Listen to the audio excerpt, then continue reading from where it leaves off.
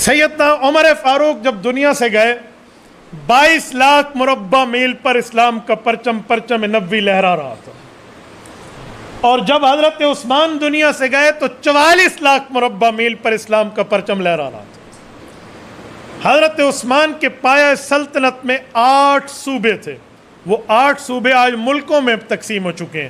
جو حضرت عثمان جسے صوبہ کہتے تھے آج وہ ملک بن چکا ہے۔ 8 صوبے حضرت عثمان کے پایہ سلطنت میں، وہ کیا تھے؟ 4 صوبے جزیرۃ العرب میں کہلاتے تھے۔ نمبر 1 مکہ، نمبر 2 مدینہ، نمبر 3 یمن، نمبر 4 بحرین۔ یہ 4 صوبے جو تھے یہ جزیرۃ العرب کہلاتے تھے۔ مشرق میں 2 صوبے اور مغرب میں 2 صوبے حضرت عثمان کے پاس تھے۔ مشرق میں ایک صوبہ تھا کوفہ اور ایک صوبہ تھا بصرہ، یہ عراق ایران اسی کے تحت ہے۔ اور کوفہ کی سلطنت وہ تھی جو افغانستان اور روس تک کے علاقے حضرت عثمان کے رضی اللہ عنہ کے دور میں یہیں سے کور کیے جاتے تھے۔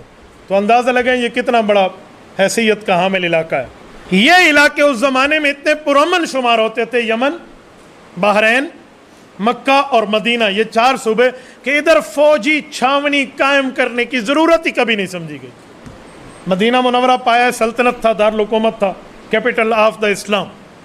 اور مکہ مکرمہ میں تو چونٹی مارنا بھی منع ہے، کوئی فوجی چھاونی نہیں ہے، یمن اور بحرین میں بھی نہیں ہے۔ 4 صوبے تو بالکل پرامن، 100%، یہاں کوئی سوال ہی پیدا نہیں ہو سکتا تھا کوئی چڑیا پھولے بغیر کوئی پر مار دے۔ سیدنا عثمان غنی رضی اللہ تعالیٰ عنہ کی کردار کشی کا آغاز ہوا، اور اس بندے نے علاقوں کا سفر شروع کیا عبداللہ بن سبا نے، کبھی مصر، کبھی شام، کبھی دمشق، کبھی کوفہ، کبھی بصرہ، کبھی باہر، ادھر ادھر جا رہا ہے، آ رہا ہے اور جا رہا ہے۔ اور اس زمانے میں کوئی یوں تو نہیں تھا کہ پوچھ لیا جائے تمہارے علاقے کے حالات کیسے ہیں، تمہارے علاقے کے معاملات کیسے ہیں۔ وہاں تو مہینے لگ جاتے تھے ایک دوسرے تک خبر۔ جس شہر میں جاتا ان کو کہتا آپ کو پتہ ہے عثمان غنی تو قرآن کے علاوہ فیصلے کرنے لگ گیا ہے، نعوذ باللہ کربا پرور بن گیا ہے، اپنوں کو دے دیا جا رہا ہے، اور حضرت علی اس سے ناراض ہے، حضرت طلحہ اس سے ناراض ہے، حضرت زبیر اس سے ناراض ہے، رضی اللہ عنہ، بڑے بڑے صحابہ کے جھوٹے نام لیتا۔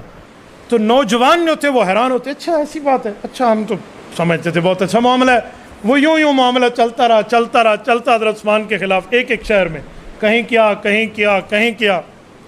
ایک جگہ پکڑا گیا تو گورنر نے حضرت سعید ابن عاص نے وہاں سے اس کو کوفہ سے جلا وطن کر دیا، تو یہ مصر آ گیا، اور ادھر اس نے ریشہ دوانیاں، یوں ترتیبیں شروع کی ہوئی تھی۔ سیدنا عثمان غنی رضی اللہ تعالیٰ تک یہ آہستہ آہستہ اطلاعات آتی گئیں کہ معاملہ ایسا ہے۔ اسی دوران ایک کام ہوا، اس نے ایک کام اور کیا ہے جسے کہتے ہیں میڈیا وار۔ پرانے زمانے کا میڈیا وار کیا تھا؟ خط لکھ کر پراپاگنڈا کرنا، وہ آنے یار تو بات نہیں ہو سکتی تھی نا۔ اس نے دیکھا ہے کہ یمن والوں کا مزاج یہ ہے کہ وہ حضرت عثمان کے خلاف یہ بات سننا پسند کریں گے، ان کو یہ خط لکھا اپنے علاقے والوں کا، پڑھ کے لوگوں کو سناؤ مدینہ سے خط آیا ہے، مدینہ سے آیا، حالانکہ اس بے ایمان نے خود لکھا ہے بیٹھ کے۔ اچھا کوفہ والے گورنروں کے خلاف مطلب مزاج رکھتے ہیں، ان کو یہ لکھا جائے کہ عثمان تو اپنوں کے علاوہ اس طرح کے ادھر خط، بصرہ خط، مصر خط، بحرین خط، دمشق خط، ایک ایک جگہ پہنچانا شروع کر دیا۔ اور یہ حضرت عثمان غنی رضی اللہ عنہ کے خلاف معاملہ چلا ہے، اور چلتا معاملہ یہ پہنچا کہ لوگوں کے ہاں یہ ذہن بن گیا کہ نظام سلطنت بگڑ چکا ہے، مدینہ کے واقعی حالات خراب ہے۔ اور خطوں میں لکھا گیا ہے حضرت علی نہیں چاہتے کہ عثمان بڑا رہے، حضرت طلحہ زبیر جیسا صحابی جو عشرہ مبشرہ میں شامل ہے رضی اللہ عنہ وہ بھی نہیں چاہتے، وہ یوں کہتے ہیں آپ لوگ کچھ کریں، اگر کچھ ہو سکے تو ان کی مدد کریں، وہ مدینہ میں پھنس چکے ہیں اور یہ اموی خاندان مسلط ہو، اس طرح کی باتیں۔ لوگ بڑے حیران ہوئے۔ حضرت عثمان غنی تک یہ باتیں افواہیں مدینہ میں پہنچی تو اہل مدینہ نے حضرت عثمان سے پوچھا امیر المؤمنین یہ کیا معاملہ ہے، یہ کہاں تک معاملہ پہنچ گیا ہے، یہ وجہ کیا ہے؟ حضرت عثمان نے تحقیقاتی ٹیم بھیجی، تو تحقیقاتی ٹیم نے جن سے پوچھا، پتہ چلا خلیفہ وقت کیا ہے، تو ڈر کے مارے عام بندہ شامل نہ ہوا، جو لوگ شامل ہو جی ہمیں تو کوئی اعتراض نہیں ہے۔ تحقیقاتی ٹیم نے آ کر کہا امیر المؤمنین معاملہ تو پرامن ہے، اندرون ایک کھاتا معاملہ تھا۔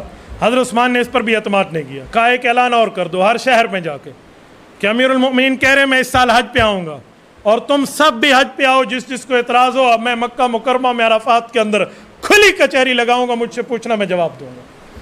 حضرت عثمان کے اس اعلان اور منادی کو انہیں پوری سلطنت میں ایک ایک جگہ اعلانات شروع ہو گئے۔ جب یہ اعلانات ہوئے سن 34 ہجری حضرت عثمان حج پہ آتے ہیں، شہادت سے 1 سال پہلے کی بات کر رہا ہوں۔ وہاں لوگ آتے ہیں، سوالات ہوتے ہیں، جوابات ہوتے ہیں، معاملہ ہوتے ہیں، اور بالکل ٹھنڈا ہو گیا معاملہ۔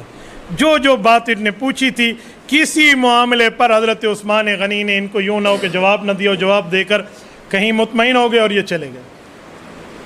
جاتے وقت جب لوگ جا رہے تھے حج سے واپسی پہ، حضرت معاویہ رضی اللہ نے حضرت عثمان کو عرض کیا، امیر المؤمنین آپ بہت نرمی کر رہے ہیں، میں روم کی سرحد پہ بیٹھا ہوں، میں منافقوں کے حالات سے واقف ہوں، مجھے ان کی آنکھیں بتاتی ہیں یہ غلط لوگ ہیں، یہ ابن سبا کے معاملات کے اوپر آپ بہت نرمی کر رہے ہیں، آپ ایک کوشش کریں یا مدینہ منورہ میں مجھ سے 10,000 کی فوج منگوا لیں اور چوکی قائم کر لیں مدینہ الرسول میں، اور اپنے حالات کو ٹھیک رکھیں، اور یوں نہیں تو پھر آپ میرے پاس مدینہ منورہ سے نکل کے ملک شام آ جائیں اور اس کو خلافت کی جگہ بنا لیں۔ حضرت عثمان غنی نے دونوں باتیں نہیں مانی۔ نمبر ایک، فرمایا معاویہ اگر 10,000 فوج مدینہ منورہ میں میری ذات کی حفاظت کے لیے آئے گی، چوکیاں بنیں گی، ناکے بنیں گے، گھر گھر کی تلاشیاں ہوں گی، دوسرے لفظوں میں کہوں ہر جگہ آئی ڈی کارڈ چیک ہوگا، معاملات سامنے ہوں گے، اور اہل مدینہ تکلیف میں ہوں گے۔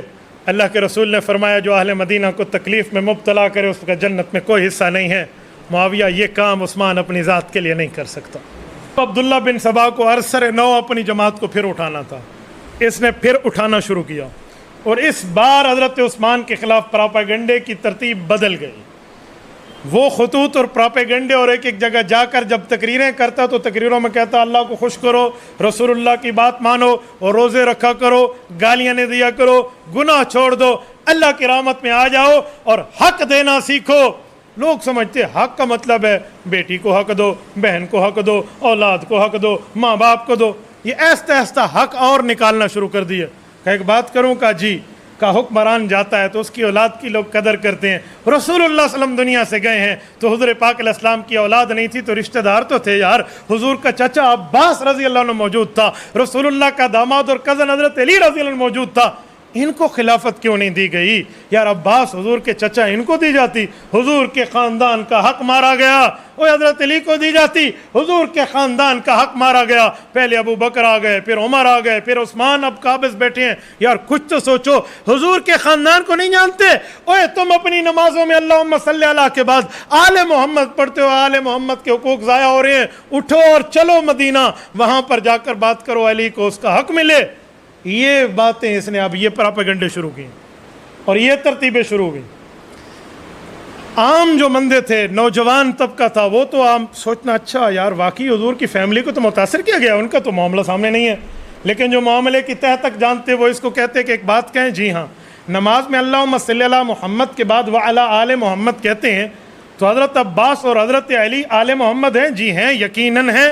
تو ان دونوں نے پوری آل محمد صلی اللہ علیہ وسلم سمیت تو ابو بکر کو خلیفہ مانا، ان دونوں نے پوری آل محمد سمیت تو حضرت عمر کو مانا، ان دونوں نے پوری آل نبی سمیت تو حضرت عثمان کو مانا ہوا ہے۔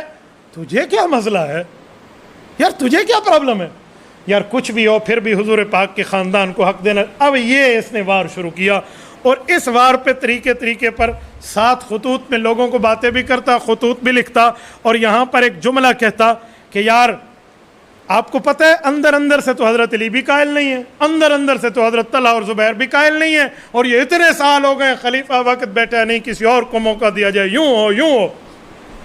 تبدیلی کا نام لے کر عبداللہ ابن سبا اٹھ پڑا۔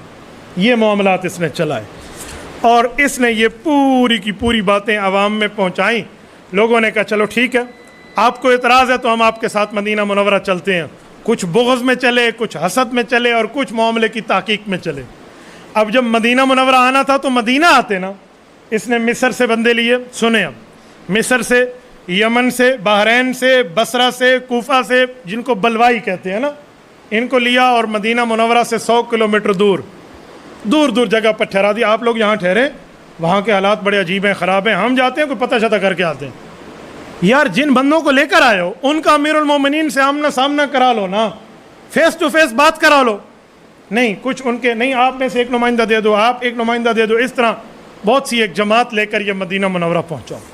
جب یہ مدینہ منورہ پہنچا ہے تو مدینہ منورہ میں حضرت عثمان غنی رضی اللہ تعالیٰ عنہ سے پہلے حضرت علی سے ملا۔ بندہ بعضوں کا جھوٹ بولے نا تو جھوٹ اپنے ذہن میں پکا ہو جاتا ہے کہ کہیں ایسے ہو نہیں، تو اس کے دل میں بھی یہ بات شاید پکی ہو گئی تھی کہ حضرت علی شاید اندر سے حضرت عثمان کے ساتھ نہیں ہوں گے. جب حضرت علی کو ملا تو حضرت علی نے کہا تو ہم تو دل و جان سے امیر المومنین کے ساتھ ہیں, یہ ہمارے نام پہ غلط پراپاگنڈا بند کرو, ورنہ یاد رکھنا ہم نے تلوار زنی اللہ کے رسول سے سیکھی ہے. حضرت طلحہ کو ملا, حضرت زبیر کو ملا, باقی صحابہ کو, سب کا ایک ہی جواب تھا. اسی اسنا میں بات حضرت عثمان تک آئی تو حضرت عثمان کو حضرت علی نے مشورہ دیا, امیر المومنین ایک کھلی کچہری اب مسجد نبوی میں بھی لگنی چاہیے. اب ان کو تو پتہ نہیں ہے کہ پیچھے لشکر بیٹھے ہوئے ہیں, انہیں تو سمجھا یہی ہے کہ اب کھلی کچہری یہاں بھی لگے. اب یہ پھر مسجد نبوی میں سب جمع ہوئے ہیں اور حضرت عثمان غنی رضی اللہ تعالیٰ عنہ سے مکالمہ ہوا ہے اور حضرت عثمان غنی کے سامنے اعتراض اور جواب. 10 باتیں حضرت عثمان کے خلاف لے کر آئے اور حضرت عثمان نے ان 10 باتوں کا جواب دیا. اس پر میرا تفصیلی کلپ ریکارڈ ہو چکا ہے, اس کو سن لینا. لیکن